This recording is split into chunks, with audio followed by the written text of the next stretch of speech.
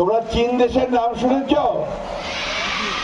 আমাদের কিছু দূরেই পাশেই ভারতবর্ষের একটা অংশ আছে, তারপরে চীন দেশ, বিরাট দেশ।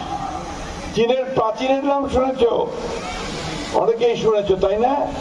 পৃথিবীর 7টা আশ্চর্য স্থাপনার মধ্যে সেটা একটা, তাই না?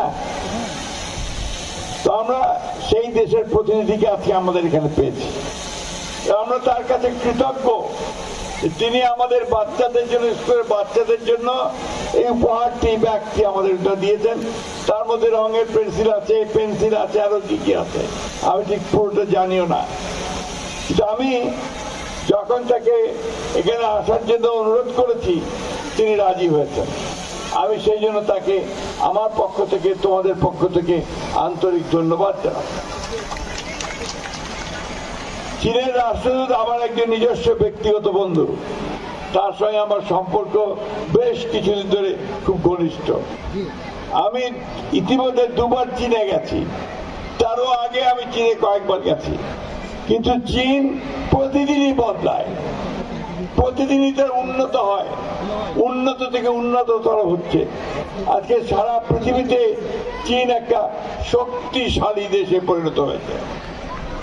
চীন সবচেয়ে বেশি এখন তাদের জনগণের কল্যাণ করেছে। এখন বিভিন্ন দেশে তারা আমাদেরকে সেইভাবে আমাদেরকেও সমর্থন দিচ্ছে। আমাদের উন্নয়নের ক্ষেত্রে তারা আমাদেরকে সমর্থন দিচ্ছে। আমাদের রাস্তাঘাট, ব্রিজ, কারবার, ইউনিভার্সিটি, এগুলো তারা বানানোর থেকে আমাদেরকে সমর্থন দিচ্ছে। সেই জন্যই আজকে আমি ওনাকে এখানে দাওয়াত করে এনেছি যে উনি আমাদের ঠাকুরা এলাকার জন্যে ওনাকে দিয়ে আমরা কিছু কাজ করতে চাই। সেই কাজগুলোর মধ্যে হচ্ছে আমাদের এখানে আমরা শিল্প কলকারখানা তৈরি করতে চাই। সেই শিল্প কলকারখানা তৈরি করাতে উনি আমাদেরকে সাহায্য করবেন। উনি কথা দিয়েছেন যে আগামী 2-1 মাসের মধ্যেই তিনি এখানে চীনা প্রতিনিধিদের পাঠাবেন, যারা এই অঞ্চলে শিল্প কারখানা তৈরি করার উদ্যোগ গ্রহণ করবে আমাদের ব্যবসায়ীদের সঙ্গে।